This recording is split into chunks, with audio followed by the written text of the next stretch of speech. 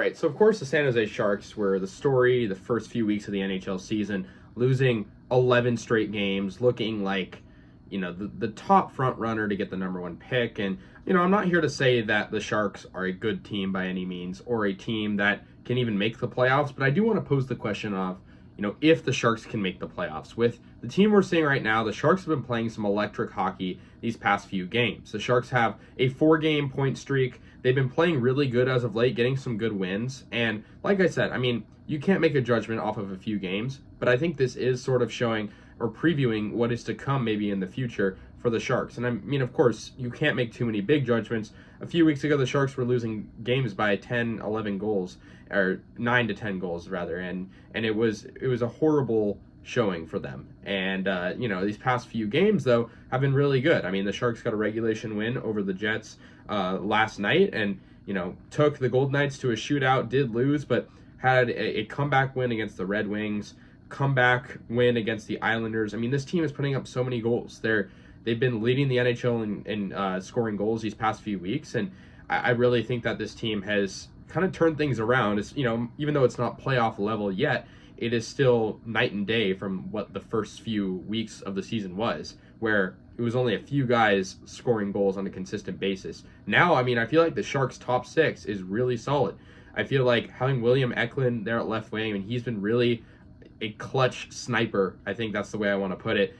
For the Sharks, he has 14 points. 7 of those are on assists and 7 on goals, and I feel like he shared the puck really well. But the main story this year for the Sharks has been sort of this resurgence of Tomas Hertl. Not really resurgence. He's always been playing, good for us. But I think for the center, 24 points on the year.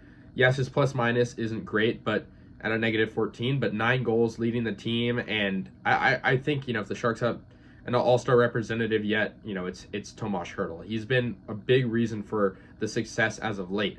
Now, I want to pose the question again, though. Can the Sharks make the playoffs? You look at the division, and it looks like those top 3 spots are on lock by the Golden Knights, Canucks, and Kings. And then, of course, the Oilers are making a push for the wild card. They're on an 8-game winning streak.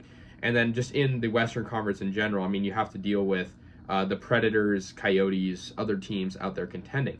Now, the Sharks, as it stand right now, are just, they're in range of that playoff spot, at least in the wild card. That's going to take, 5-6 wins, of separation to to decrease the separation rather to get within that margin. But I think for them, I'm not going to make any big assumptions yet, but I think that, at the trade deadline, if the Sharks keep playing like they are right now, I think maybe, you wait on trading a few of these big names that we saw kind of being thrown out there as trade bait. Maybe older guys like Mike Hoffman could be in the mix. He's, a top 5 goal scorer for the Sharks, but I think, other guys like Anthony Duclair, not as old, other guys that the Sharks maybe were thinking about trading, maybe even Hertl himself, I think maybe that, they could keep.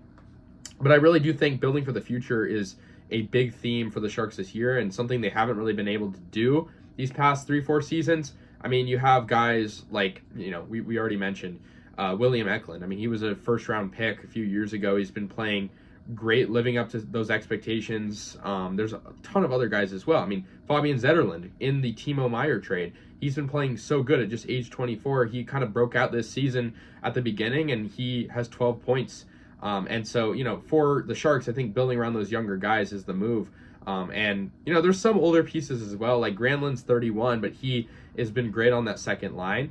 And, I think from top to bottom, the Sharks have consistency. I think it's really just being able to hold leads. I think in net, Blackwood has been a great option. Kakanen's been pretty good as well.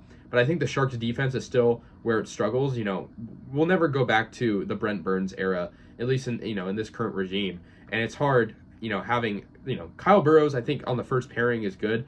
But Ferraro, I've heard about him as a trade, piece potentially. So we'll see what happens. The Sharks' defense has been an issue these past few years.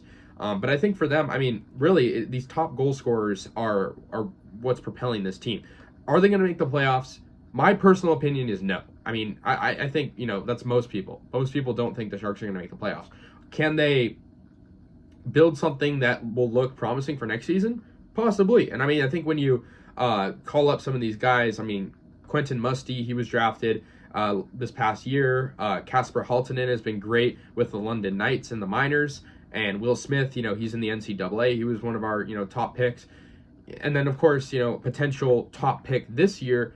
I think there's a lot to look forward to with the Sharks. I think a lot of people were kind of pushing the narrative that, this team is in a hole it can't climb out of. And that might be true for this season. But I think looking forward, I think there's a lot to be optimistic about. I just think for now, it's building the future, making solid trades. I think, David Quinn and Mike Grier at the trade deadline will have some questions to answer. Are they going to be sellers? Are they going to be buyers? I don't think they're going to be buyers to just put that straight. But I mean, you got some solid pieces on this team. Another young one, forgot to bring up Filip Zadina. He's not he's a fourth liner, I believe, for the Sharks, but he's a fourth liner, but still a solid piece, and he's gotten some really good goals and assists. So he was a top pick too just a few years ago. So I really think for the Sharks, it's building on these guys. These former top picks, and I mean, I think if you're trading guys, I think Hoffman is a good name. I mean, he's older, of course, could, potentially want to win a cup on a contending team. Declare, similar story. I mean, he's not as old, but still, I think for the Sharks, it's a lot to be happy about these past few weeks, especially taking a team like Vegas to a shootout. Yes, the Sharks did lose, but they shouldn't have even gone to, an overtime period. And I think that's a theme we're seeing here.